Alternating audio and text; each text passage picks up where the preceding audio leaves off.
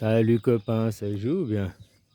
Alors la loi Yadan, moi je vais t'expliquer quelque chose que peut-être vous voyez pas la quenelle arriver, mais je vais t'expliquer ce qui va se passer dans le futur, les amalgames qui vont être faits avec la loi Yadan où toute critique d'Israël sera considérée être antisémite. Bon, les Israéliens, qu'est-ce qu'ils sont? Est-ce que les Israéliens sont européens? Est-ce qu'ils sont asiatiques? Est-ce qu'ils sont africains? Non, les Israéliens sont arabes. Je répète, et ça c'est la réalité, hein. C'est pas pour provoquer, c'est la réalité. Les Israéliens sont arabes. Voilà, comme les Suisses sont européens. C'est la même chose. Les Suisses, on est européens. On habite en Europe, le continent, l'Europe, la région géographique, l'Europe. Mais on n'est pas européen au sens politique. Parce qu'en Suisse, on a une constitution et on a la démocratie directe. Et les Européens, eux, ils ont Cléopâtre, ils ont von der Leyen comme chef, hein, comme Dieu est maître. Et puis, ils ont refusé la constitution. Donc, politiquement, on est antagonistes, les Suisses et les Européens. Par contre, les Suisses sont des Européens au sens géographique.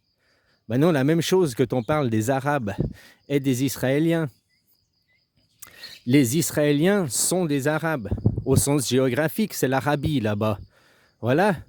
Donc, c'est pas faux de le dire. Par contre, au point de vue politique, Israël, c'est pas des sultanats. Les autres pays arabes, les Émirats arabes, le Yémen, Qatar, les autres pays arabes, c'est des sultanats. Donc, c'est des royautés. Il y a un roi. Hein, même en Syrie, il y a comme El Baïdjaini, là, je sais pas qui, qu'ils ont mis au pouvoir à la place. Voilà, même là-bas, il y a un chef. C'est pas la démocratie, c'est pas les démocraties, quoi. Contrairement à Israël, qui est une démocratie représentative. Mais c'est une démocratie, contrairement au sultanat. Voilà. Donc c'est la même chose que la Suisse et l'Europe. La Suisse, c'est des Européens, les Israéliens, c'est des Arabes. Par contre, politiquement, c'est le jour et la nuit, quoi. Comme la Suisse et puis les Européens, politiquement, c'est le jour et la nuit, quoi. Bon, maintenant, il y a la loi Yadan. La loi Yadan qui interdit toute critique d'Israël. Toute critique d'Israël sera de l'antisémitisme. Voilà. Donc, comme je viens de te dire, les Israéliens sont arabes.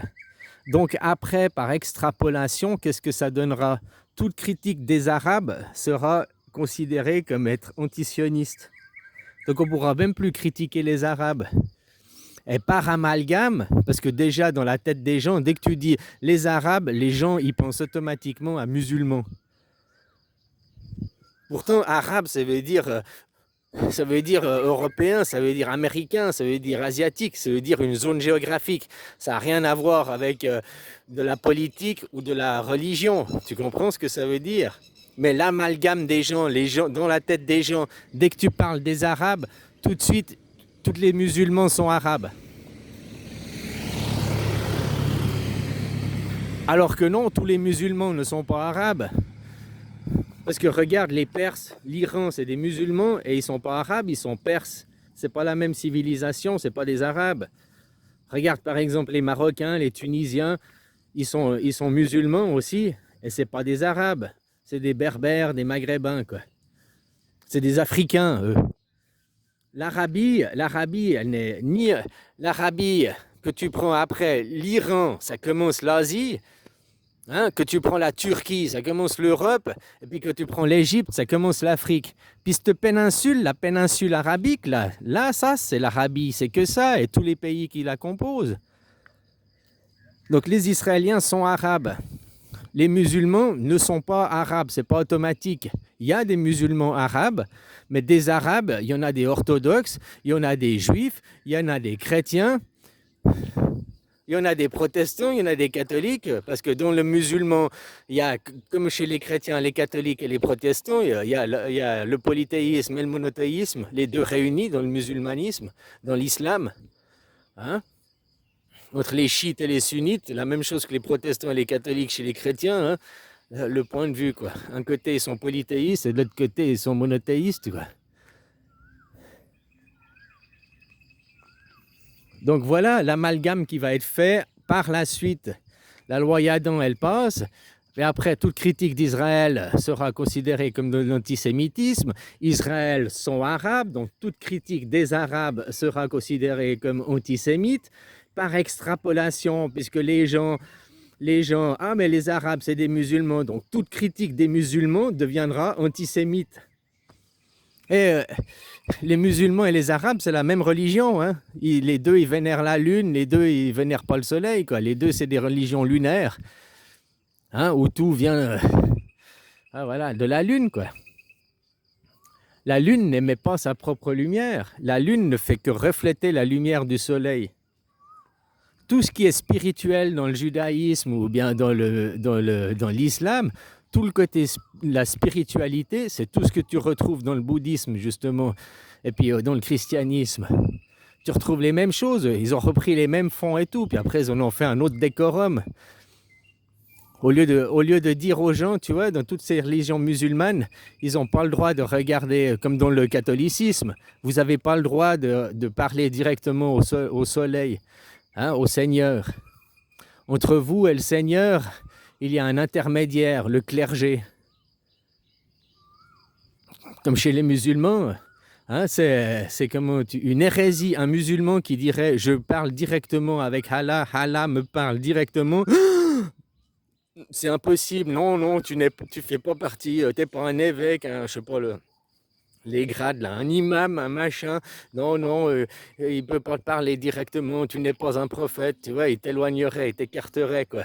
Alors que dans la voie du Bouddha, dans le bouddhisme, Dieu, il parle directement à toute personne éveillée, quoi. Déjà, il parle directement à toute personne tout le temps, mais après, pour l'entendre, le comprendre, il faut que toi, tu t'éveilles, il faut que toi, tu fasses ton chemin d'illumination, il faut que tu fasses ton ascension. Et autrement dit, faire ton chemin d'ascension, c'est revenir à ton état naturel de ce que tu étais enfant, à un état contemplatif, à un état admiratif. Tu es là, tu contemples, tu es là dans l'extase la plus totale. Hein? Un enfant, un nouveau-né, il ne cligne pas des yeux, il est dans l'émerveillement. Voilà quoi, jusqu'à ce qu'après, vers 3 ans et demi, 4 ans, là, son premier ego arrive, hein, puis qu'on a commencé déjà à le briser. Puis là, il commence bien à cligner des yeux. Mais regarde les enfants nouveau-nés, quoi, ils clignent pas des yeux, quoi. Ils sont comme au nirvana. Et moi, c'est ce que je t'explique de réarriver, quoi. Hein, réarriver à ton état d'émerveillement, ton état de sérénité, serein, quoi. Voilà, alors l'amalgame qui va être fait, moi je parlais de la loi Yadon, déjà tu as vu, vous avez fait presque 700 000 signatures, mais c'est des signatures qui servent à rien. C'est ça que les gens ne comprennent peut-être pas, parce que vu que vous n'avez pas l'initiative, vu que vous n'avez pas le référendum, votre pétition elle est inutile. Par contre, elle a permis de récolter 700 000 signatures, 700 000 numéros de sécurité sociale, 700 000 personnes qui se sont auto-fichées S. T'as compris ce que ça veut dire? Toute personne qui a signé est automatiquement maintenant fichée S comme antisémite, puisqu'elle a signé la loi anti-Yadan, quoi. Donc elle est anti-Israël, donc vous êtes auto-dénoncé comme étant des antisémites, quoi. En signant cette pétition, quoi, qui n'aurait mené à aucune action, hein. Même vous auriez retenu votre 1 million de signatures, ça ne voulait pas dire que vous... Non, ça voulait dire que peut-être, éventuellement, en commission d'enquête, ils auraient discuté du sujet. Elle servait à rien, cette pétition, juste à vous faire perdre du temps, à vous faire brasser du vent, et comme ça, vous vous êtes tous dénoncés de vous-même que vous étiez antisionistes, quoi. Et avec ces gens, toi, tu vas me dire, t'es une personne normale, tu comprends, les Israéliens c'est des Arabes, ça t'arrive à comprendre, mais qu'après ils fassent l'amalgame que tous les musulmans sont des Arabes, donc critiquer les musulmans, ce sera antisémite, mais ça c'est juste une question de temps. Ça ne t'inquiète pas que ces gens pour vous soumettre, ces gens pour vous dominer, toutes les opportunités sont une bonne opportunité, quoi. Donc ça va commencer comme ça. Toute critique d'Israël est antisémite. Israël, c'est des Arabes. Donc toute critique des Arabes est antisémite. Après, par amalgame, les musulmans, c'est des Arabes. les racines des musulmans sont en Arabie, puisque c'est Jérusalem. Donc toute critique des musulmans sera considérée être antisémite aussi, quoi. Finalement, on ne pourra plus critiquer les juifs, on ne pourra plus critiquer les musulmans parce qu'on sera traité d'antisémite. On pourra juste, qui c'est qu'on pourra continuer à critiquer puis à chier dessus? Les chrétiens, quoi. Comme d'hab, les chrétiens, on pourra leur dire que leur Dieu c'est de la merde, qu'ils n'ont pas le bon Dieu, que depuis 200 ans qu'ils ont tué Dieu, ils n'ont pas tué Dieu, ils ont juste tué les chrétiens, quoi. Et ils ont remplacé les chrétiens par des juifs et des musulmans, quoi. Ils ont remplacé le soleil par la lune. Puis maintenant, ils te disent, regarde la lune c'est la vraie lumière, la lune c'est la vraie lueur. Ah, dans l'islam, dans le Talmud, seulement il y a les vraies écritures, des vrais enseignements. Regarde, nous, les juifs, ils sont toujours comme ça. Hein. Nous, on a les vrais enseignements, on a des vraies écritures. Regarde, nous, notre Torah, elle est vraie, elle est authentique. C'est pas comme la Bible. Les islams, ils font la même chose. Nous, on a le vrai Coran, on a le vrai Dieu. Non, c'est pas comme les catholiques, machin, quoi. Alors que vous êtes qu'un reflet. Vous êtes qu'un reflet des bouddhistes, un reflet de Shiva. Il n'existe qu'un Dieu. Un seul Dieu est unique, qu'un seul soleil, qu'une seule dimension. Et c'est Shiva, le Dieu destructeur, créateur. Voilà, quoi. Après, tu me diras, il y a Vishnu et Brahma. Mais Vishnu et Brahma, c'est déjà la séparation après. Vishnu et Brahma correspondent à Adam et Ève. Avant Adam et Ève, il y a eu le créateur. Il y avait Shiva qui était tout seul et il a créé Adam et Ève. Il a créé Vishnu et puis Brahma. Dans leur mythologie, on retrouve un peu les mêmes choses, sauf c'est pas tout à fait la même chose parce qu'il n'a pas créé Adam et Ève de la même façon que nous. Il n'y a pas de péché original. Nous, quand on te parle de la création d'Adam et Ève, on te parle de la création de la terre et de la lune. Tu vois, ça veut dire que si ma théorie elle est juste, si tu prends cette parallèle-là, Adam et Ève, c'est quand il y a eu la séparation de la Terre et de la Lune. La Lune, c'est un morceau de la Terre. Il y a une météorite qui est arrivée, boum, et puis il y a eu la Lune qui s'est créée, quoi. Adam et Ève, il a pris une côtelette, il a pris un bout de Adam, il a pris un bout de la Terre pour créer Ève, pour créer la Lune. C'est ça que ça veut dire. C'est là qu'il a créé l'homme et la femme. Mais il avait déjà créé l'homme et la femme dans la Genèse. Il a créé l'humain le 4e jour. En même temps, il a créé les plantes, puis après, il a créé les animaux, les humains. Les hommes faisaient partie des humains, et donc on existait déjà. Ça veut dire que dans la Genèse, ça explique que les hommes existaient avant la Lune. Il y a combien? 400 millions d'années en arrière que la Lune, la météorite s'est prise, que la Lune est devenue la Lune. Ça veut dire que nous, les humains, on existait déjà avant 400 millions d'années. Quand ils disent l'être humain, on a 200 000 années seulement, 300 000 ans. Non, on a 400 millions d'années, ça veut dire.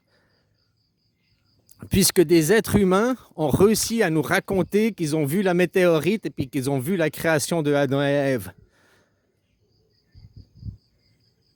C'est raconté à travers des livres, c'est raconté à travers des histoires, pour que des humains aient pu le voir et aient pu le transmettre. C'est qu'avant que des météorites, c'est comme les dinosaures, il y a 65 millions d'années, les humains ils étaient là, ça veut dire on était là depuis, je pense qu'on était là depuis le début, quoi. Voilà, depuis dans les premiers, quoi. Après, pourquoi on veut nous dire non, on a seulement 200 millions, non, on a seulement 300 000 ans, l'Homo sapiens, mais avant l'homme de Cro-Magnon, avant le Néandertal, avant, ils trouvent jamais le chaînon manquant, ils trouvent jamais le chaînon. Bon, bref, tu as compris ce que je veux dire? C'est que pour moi, au 4e jour, il a créé les hommes, il n'y avait pas la Lune, il y avait seulement Adam, la Terre, il a créé les hommes sur la Terre. Et au 6e jour, il a créé Adam et Ève. Au 6e jour, il y a eu la météorite qui est arrivée, qui a créé Adam et Ève. La Lune et la Terre aujourd'hui.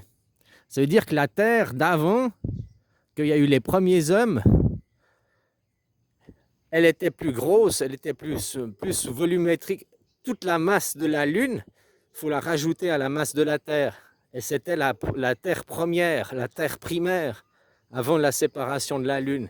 C'est pour ça que quand ils vont sur la Lune, s'ils y vont pour de vrai, s'ils y vont, à chaque fois les roches qu'ils ramènent, c'est des roches terrestres. Et ils retrouvent les coquillages, ils retrouvent les mêmes propriétés que la Terre. Mais c'est tout à fait normal, vu que la Lune est un bout de croûte terrestre. Donc ils vont trouver exactement tout ce que tu vas trouver sur la Lune, tu vas le trouver sur la Terre, vu que la Lune vient de la Terre. La Lune n'est pas un astre qui a été créé à la création. Hein, le Soleil, machin, les amalgames, les planètes, il a créé les planètes. Voilà la première création, il a créé les planètes. Après, une météorite est venue et a percuté la Terre et a créé la Lune. Et là cette percussion, des hommes nous la racontent. C'est la création d'Adam et Ève.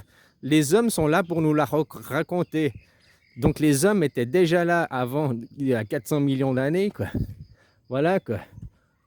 Moi, c'est mon interprétation, quoi. Bref, j'ai changé de sujet, je parlais au début de la loi Yadan, et puis je te dis que c'est que la porte ouverte au début des amalgames. Tu seras après de tout critiquer les musulmans, tu seras antisioniste, hein. C'est parce qu'eux, ils vénèrent la lune, et ils vénèrent la lune. Les musulmans ou les juifs, eux, ils vénèrent la lune, ils vénèrent pas le soleil. Donc en vénérant la lune, qu'est-ce que tu vénères? La terre. Mais la terre morte, la terre infertile. La lune, c'est un morceau de terre, mais qui est inanimé, qui est mort. C'est une nature morte, la lune. Donc toutes ces religions, les juifs, les musulmans, qui sont des religions lunaires, tous ceux qui adorent la lune, ils adorent la nature morte.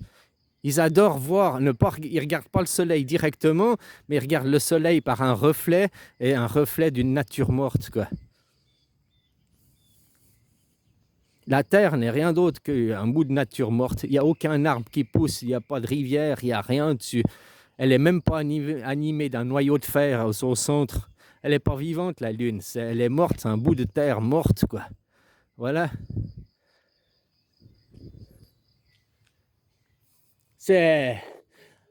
Ouais, j'allais dire, c'est un placenta. C'est comme quand tu nais, il reste le placenta, puis le placenta, c'est un bout de matière morte, quoi, qui ne sert plus à rien une fois que tu es né, quoi.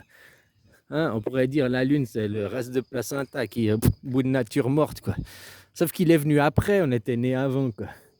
Donc l'exemple n'est pas très bon, mais voilà. La Lune, ceux qui admirent la Lune admirent une nature morte, admirent une terre infertile, admirent une terre hostile. Puis regarde ces religions, ils ont tous été créés où? Dans le désert. Le christianisme ne vient pas de Jérusalem, hein. Juste comme ça, le christianisme existait déjà au temps des Égyptiens, quoi. Les pharaons pratiquaient le christianisme. Ça s'appelait pas le christianisme, mais hein, puis Jésus-Christ était pas né, mais ils pratiquaient déjà la démocratie directe, ils vivaient déjà dans la liberté, les lois suisses, comme c'était la Suisse aujourd'hui, quoi. Hein? Moïse, c'est quand qu'il est venu il y a 3200 ans en arrière, 3600 ans en arrière, que Moïse il est descendu du mont Sinaï avec la Constitution, qu'au sommet on ne met plus un roi, on y met une Constitution, parce qu'une Constitution c'est impervertible, c'est incorruptible, ça n'a pas d'ego, ça n'a pas d'intérêt personnel. Ça fait 3200 ans que nous on suit les enseignements de Moïse, que plus jamais on met un roi au sommet, quoi. Voilà, la Suisse c'est ça, hein. On n'a pas de roi au sommet, on n'a pas de président, parce que le roi c'est un roi en PPI, quoi. Bah oui, on est tous, on est 8 millions qui font le roi, quoi. Voilà, quoi. Le roi des Suisses, c'est le peuple suisse. Et vous, à vous de copier, à vous de faire la même chose dans vos pays, au lieu d'y mettre un roi. C'est facile après, tu vois aussi, si vous avez Macron, vous pouvez le pointer du doigt, c'est la faute à Macron, c'est la faute à Macron. Ça vous déresponsabilise parce que c'est pas de votre faute. C'est-à-dire que quand vous êtes une démocratie directe et puis que vous avez une constitution au sommet, vous pouvez pas dire c'est la faute à la constitution, c'est la faute à la constitution. Non, parce que la constitution, elle ne fait rien de elle-même, c'est des tablettes. Elle a besoin d'hommes de valeur, d'hommes d'honneur pour la défendre, pour la faire valoir ses droits après. Voilà quoi. Donc si tu peux pas accuser après la Constitution de mal faire son travail, mais par contre, les citoyens qui défendent mal la Constitution sont responsables après du mal-être dans le pays, quoi. Donc voilà, en Suisse, on est très bien conscient que si notre pays va mal, c'est pas la faute du gouvernement, c'est la faute de nos choix politiques, de nos votations. Voilà, c'est nos choix à nous, le peuple souverain, le roi. Comme ça, on fuit pas nos responsabilités, tu comprends? Voilà quoi. Mais maintenant, hein, une loi Yadan, vous êtes fiché S, hein, toute critique d'Israël c'est antisémite, toute critique des Arabes va être antisémite, toute par extension, extrapolation, toute critique des musulmans va être antisémite, quoi. Et voilà quoi. Donc on ne pourra plus critiquer les musulmans, on ne pourra rien dire sur eux, on devra s'accepter, se plier, amen, amen devant eux, devant la lune, quoi, qui ne reflète même pas sa propre lumière. Hein? Non, il faut chasser ces religions de la lune où ils se masquent, où ils se voilent, où ils coupent le bout de la bite à leurs enfants, où ils ne mangent pas de porc, quoi. Toutes ces religions, c'est de la soumission. C'est de la soumission, quoi. Moi, je suis protestant et je peux te dire que le protestantisme ne soumet pas les gens, quoi. Le vrai protestantisme, pas le protestantisme américain qui est des sectes. Moi, en tant que protestant ou bouddhiste, maintenant, si tu veux lire, si tu veux préférer, en tant que bouddhiste, jamais on me soumet, jamais on vient me soumettre, jamais entre Dieu et moi, il y a personne, il n'y a aucun intermédiaire. Donc, je me soumets que, voilà, je me soumets qu'à moi-même. Hein. Je me soumets qu'à Dieu ou à moi-même, mais pas aux hommes, aux lois de l'homme. Tu vois, pourquoi on doit fixer des lois? Parce que les gens, ils ont mal été élevés, mal été éduqués. Si tu as appris à dire bonjour, à dire merci, hein, tu as appris la politesse, à être un bon petit garçon, tu n'es pas un ultra-violent derrière. Si on doit fixer la loi, c'est parce qu'il y a des gens qui ont été mal éduqués, qui sont violents, qui après ils vont voler les autres. Il n'y a que 10 commandements. Moïse, il est venu avec 10 commandements, 10 règles, hein, 10 règles. Tu ne feras pas d'image de moi, tu respecteras ton père et ta mère, tu tueras pas, tu voleras pas. 10 règles. 10 règles à la con. Et les gens, juste 10 règles, ils ne sont pas capables de les respecter. Vous respecteriez juste ces 10 règles. Le monde, il serait mais, en état de passivité, mais ouais, il n'y aurait plus de guerre. Le premier commandement, c'est tu ne feras point d'image de moi. Donc déjà, toute religion est une image et toute religion, tout sert à te soumettre. Mais non seulement, ça va aussi plus profond, l'image de moi, c'est ton ego qui fait une image de moi. Donc tu ne feras pas d'image de moi, c'est que tu ne laisseras pas ton ego dominer ta conscience. Ça veut aussi dire ça, ton esprit, tu laisseras toujours ton esprit et ta conscience libres. Et ton ego sera soumis à ta conscience. Et pas l'inverse. Les gens aujourd'hui, ils vivent dans l'ego et ils soumettent leur conscience, ils soumettent leurs esprits. Ils n'ont plus d'esprit, ils n'ont plus d'intelligence, ils n'ont plus de vivacité d'esprit, quoi. C'est juste des soumis, quoi. Des soumis à une religion, des soumis à un diktat, des soumis à la loi, quoi. Pourtant, il n'y a qu'une loi des lois qui existe, c'est la Constitution. Et la Constitution, elle est libre d'interprétation à comment toi tu la comprends, quoi. Voilà ce que c'est.